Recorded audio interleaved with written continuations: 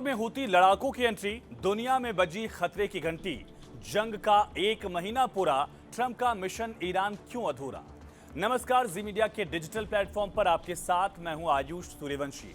जंग को एक महीने हो चुके हैं ईरान और इजराइल अमेरिका के बीच जारी युद्ध में, लेकिन अब हूती विद्रोहियों की एंट्री इसे और ज्यादा खतरनाक बना रही है। इससे न केवल युद्ध के भयंकर होने का खतरा है, बल्कि बाब अल मंडेब स्ट्रेट के बंद होने का भी अब सीधा खतरा है। ईरान और अमेरिका इजराइल के बीच जारी युद्ध में अब तक हूती विद्रोही पिछले 29 दिन तक एक्टिव नहीं हुए, लेकिन पहली बार हूती विद्रोहियों ने मिसाइल दागकर साफ कर दिया कि वो भी युद्ध में अब एक्टिव हो गए हैं, कूद पड़े हैं। हूती विद्रोहियों ने बाकायदा बयान देकर कहा कि इजराइल के संवेदनशील सैन्य इलाकों में उन्होंने हमला किया है।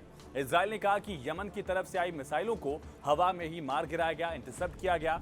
दरअसल 4 हफ्ते पहले ये युद्ध शुरू हुआ था और इसकी वजह से दुनिया भर में तेल का संकट खड़ा हो गया है। स्ट्रेट ऑफ हॉर्मुज ईरान की तरफ से ब्लॉक किया गया इस वजह से। लेकिन इजराइल ईरान के अलावा अब दक्षिण लेबनान में भी लगातार बमबारी कर रहा है।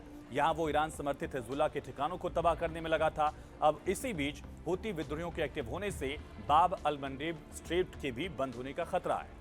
और न केवल इससे गंभीर नुकसान हो सकता है, बल्कि एक और स्ट्रेट जो है वो बंद होने के खतरे के बाद पूरी दुनिया में सप्लाई चेन का असर दिख सकता है। दरअसल बाब अल मंडेब स्ट्रेट जो है वो रेड सी के मुहाने पर है और यहाँ से लगभग 10 से 15% ग्लोबल ऑयल सप्लाई जो है वो कनेक्ट है स्विस कैनाल के रास्ते भी, और इधर से ये पूरा जो हिस्सा आप समझ सकते हैं। अब समझिए कि कौन है हूती विद्रोही।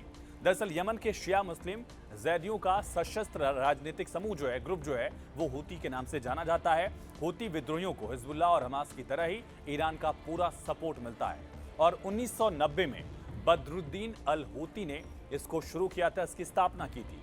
इसने अमेरिका और इजराइल के खिलाफ युद्ध शुरू किया। इसका स्लोगन ही था अमेरिका मुर्दाबाद और इजराइल मुर्दाबाद। इसी वजह से इसे बड़ा खतरा माना जाता है इजराइल की तरफ से भी। और 2014 से ही हूतियों ने यमन की राजधानी सना पर कब्जा कर लिया था। इसके बाद शियाओं का गुट वहां मजबूत होने लगा। सऊदी अरब और यूएई के लिए हूती सीधा खतरा बने। आज भी हूती विद्रोहियों का यमन के एक बड़े हिस्से पर कब्जा है। इसमें राजधानी का इलाका तो है, लेकिन साथ ही जो रेड सी वाला पूरा कोस्टल इलाका है वो उनके कब्जे में, यानी खतरा लाल सागर के उस इलाके पर भी है जहां से स्ट्रेट से दरअसल जहाज गुजरते हैं। हूतियों के पास क्रूज मिसाइल, एंटीशिप मिसाइल, समुद्री ड्रोन और बैलिस्टिक मिसाइलें भी हैं। बीते 2 साल में हूतियों ने 100 से ज्यादा व्यापारिक जहाजों पर हमला किया और इनमें से कई को समंदर में ही डुबो दिया है। रेड सी की दूसरी तरफ स्वेज नहर है जो कि भूमध्य सागर को जोड़ती है। इन दोनों ही रास्तों से यूरोप और उत्तरी अमेरिका को प्राकृतिक गैस और खाड़ी के तेल की सप्लाई होती रही है। सऊदी के लिए भी एक अच्छा ऑप्शन ही रहा है। लेकिन ईरान के साथ कितना मजबूत रिश्ता है ये समझिए। दरअसल सऊदी अरब और यूएई लगातार कहते रहे कि ईरान हूती विद्रोहियों को ही लगातार हथियार देता रहा है। सऊदी और ईरान में जो संघर्ष है उसके बीच भी यमन एक अलग मोर्चा साफ तौर पर दिखता है।